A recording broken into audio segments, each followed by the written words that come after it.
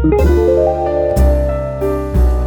and welcome to How to Sew. I am Laura, your guide to all things design. Okay, so we're going to put together a facing, and basically with this skirt we have a side zip, so it's just one front and one back. So I have to make sure to sew my right sides together. And I've already pressed on, I did some press on interfacing on these. I don't usually use the press on type, but that's what I had available, so we're good.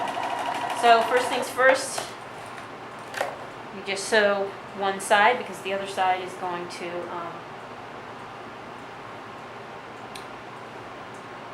go by the zipper. And then what I typically do is I do a little bit of trimming. I trim away my corners, trim a little bit of my seam allowance away, just to reduce bulk. And then I'm going to put some seam tape on my bottom edge so that it's finished before I attach my okay, I gotta find a piece that's long enough. There we go. So I want this to be as finished as possible before I put it onto my skirt. And I just line up edge to edge because this edge is going to be turned under, so we don't need to put seam tape on it. You only need seam tape on edges that are going to show. And we have a tutorial on putting on seam tape, and I think it's pretty good. But you can watch me putting it on this facing anyway. The idea is you sew right up against that edge, finishes off all those raw edges. Hopefully I got the right one together here. Yep. The shape of this is kind of funky.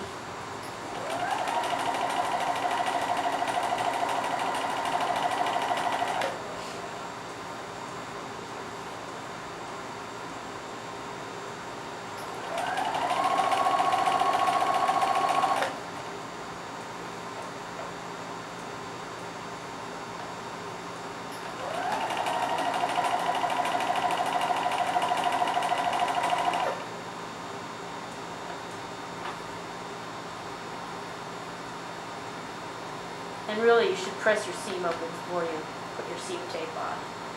But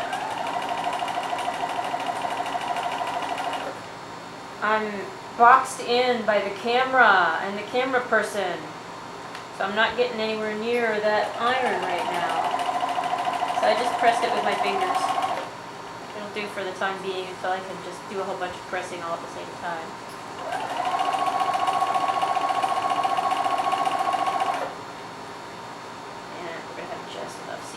Finish this off.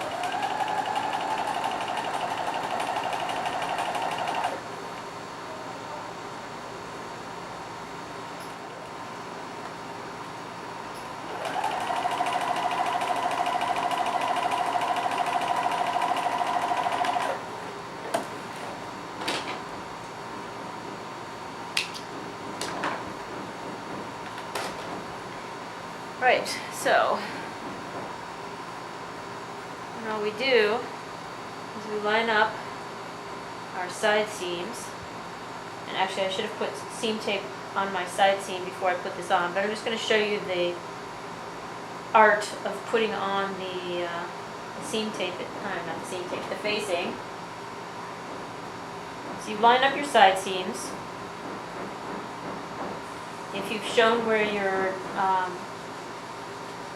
darts fit it, you match up your darts. One of the things that I do with invisible zippers, which I didn't do before, but I'm going to do it now, is I stitch them down.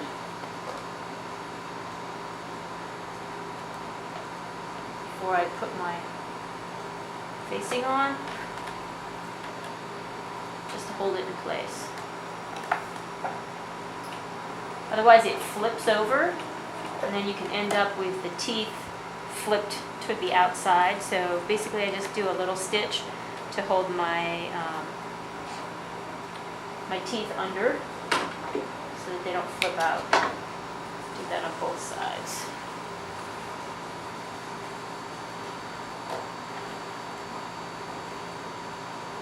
All these little tricks that you just learn over time, or if you're lucky, you get somebody teaching it to you.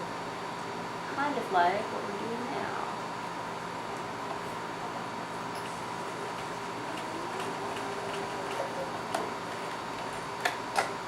Right. So this is an instance where I'll use, a few pins. I like to, let's see, I'm trying to remember if I flip them in or if I flip them out. Yeah, I flip them in. So I typically turn my darts towards the center of the garment, so they face each other. And I will pin them down. And there should be a little bit of seam allowance here, a 1/2 inch of seam allowance. At my skirt. So I've got 4 pins so far, 1 at the back zipper, 1 holding each of the darts in place, and 1 at my side seam.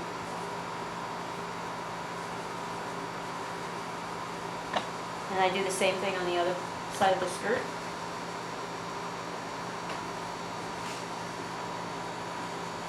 Making sure that they have my seam allowance in place. And my darts facing to each other. And the shape of my facing lining up with the shape of my skirt. And really quite simple.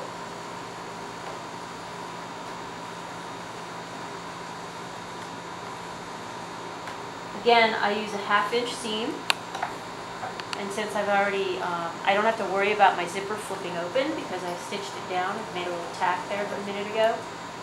Pull my pins out as I go.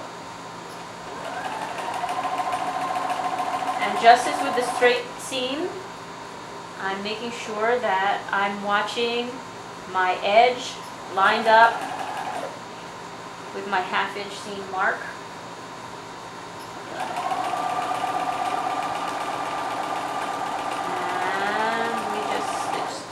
Along, making sure that my darts stay in place.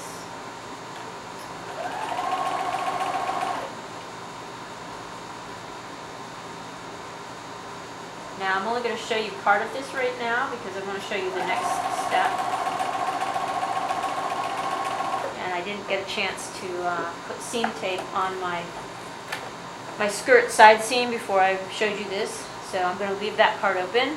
But what you're going to do after you've sewn the whole thing, you're going to trim this, and you're going to turn this, and you're going to press it flat. And then you're going to do a little stitch, and I'll show you that stitch right now. You're going to make sure that it's pressed flat all the way from the edge. Because when you fold that back, you want that to be clean too. And you are going to do what's called a facing edge stitch, or at least that's what I call it. There are plenty of other names for it. And again, you're not looking at your needle, you're looking at where your seam line feeds into the center of your foot. And you want that seam line to go just to your left of that groove of the presser foot, so that that will guide your needle to be almost right on top. And I went off of it for a moment because I'm distracted. But really, what you want is for this edge stitch to be on the facing side, not on the skirt side. What that does is that holds that facing. When you press that facing down, let me take this off. When you press that facing down, it stays pressed. It's like super ironed once you have that stay stitch on there, that top stitch on there that keeps it flat. Without that top stitch, You know, you ever had a garment where the facing keeps flipping up and it's really annoying? Guaranteed, those facings do not have that top stitch. It's a really great little tip. That is our facing video for today. There will be others with different kinds of facings, but this is your basic. Thank you very much, and see you next time.